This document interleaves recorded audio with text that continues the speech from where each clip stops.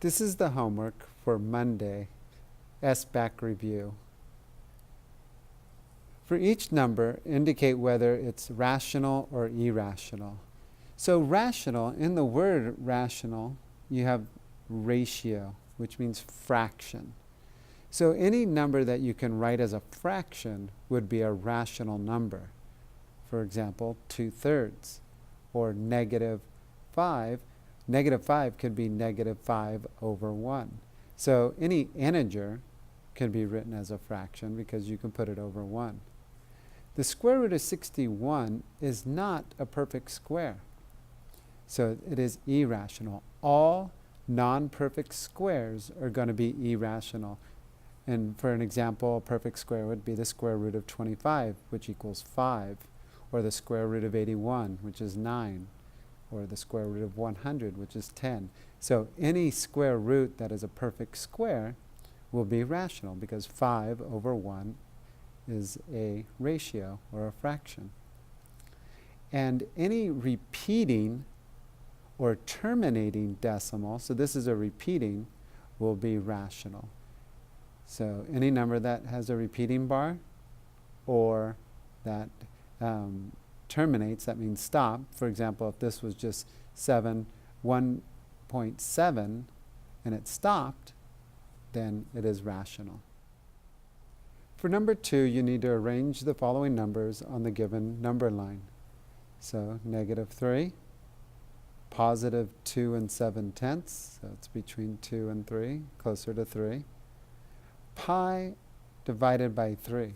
Well, remember pi is approximately 3.14, so it's very close to 3. 3 divided by 3 is 1, but it's 3.14, so it's a little bit more than 1. So here is pi divided by 3. -3.4. So -3.4 is 0.44 is almost halfway, but not quite. Here's the square root of 27. Square root of 27, remember from the previous problem, this would be irrational because it's not a perfect square. So I'm finding the two perfect squares that it's between, the square root of 25, which is 5, the square root of 36 is 6. And you see that the square root of 27 is much closer to 25 than 36. It's not even halfway between. And I approximate it as 5 and 2/10. So E is 5 and 2/10, approximately. Number 3, write each number as a fraction. In a previous lesson, I talked about repeating decimals and how to write them in fraction form. And remember that if the 77 is repeating, so it's 77, and however many place values are repeating is how many 9s you would put underneath. So 77 has 2 place values, so 2 9s. 1/10 repeating is 1 place value, so 1 9. 239 thousandths repeating, 3 place values, 3 9s. 3/10, well, that one's easy because the way you say this number is how you write it as a fraction. Tenths place value, 3/10, 3/10. 35 hundredths, the 5 is in the hundredths place, so 35 hundredths. Now this one can be simplified because they're both divisible by 5. 35 divided by 5 is 7. 100 divided by 5 is 20. And question 4 asks, what is the sum of all the integers between the square root of 8 and the square root of 40? Well, both of these are irrational. They're not perfect squares.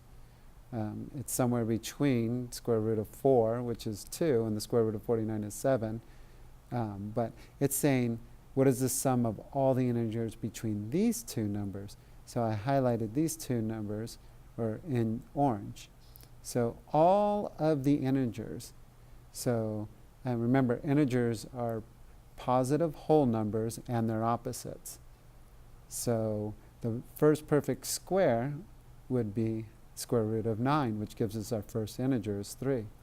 And then the next one is square root of 16 is 4. Square root of 25 is 5. Square root of 36 is 6. So 3, 4, 5, 6 are the integers between the square root of 8 and the square root of 40. And you add those 4 integers up and you get 18. Question 5, write each number in scientific notation. To start out with, when I look at this, I see that it's a very large number, 38,600,000,000. It's a very large number. And when I do scientific notation, I'm decreasing the value. So when I decrease the value, that means I'm going to have to multiply it by a very large positive number. So I'm going to put it in scientific notation, I'm going to count the the place values. 1, 2, 3, 4, 5, 6, 7, 8, 9, 10. And I stop here because in scientific notation, this number has to be greater than or equal to 1, but less than 10.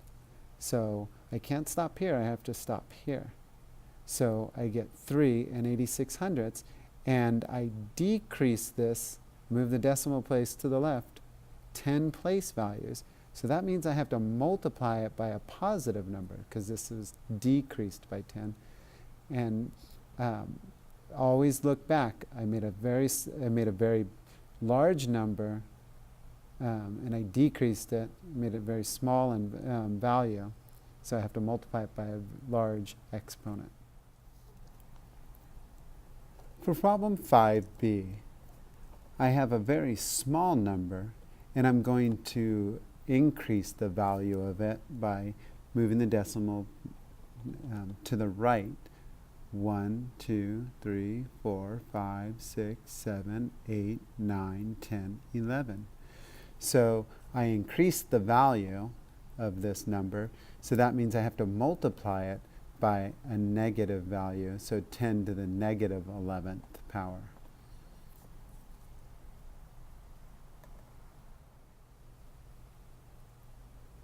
In problem 6, write each number in standard notation. Well, standard notation is the numbers that you've seen since you started learning numbers.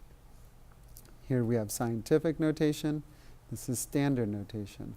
So I have a number that I'm going to multiply by 10 to the 4th. Well, this is a very large number, positive exponent.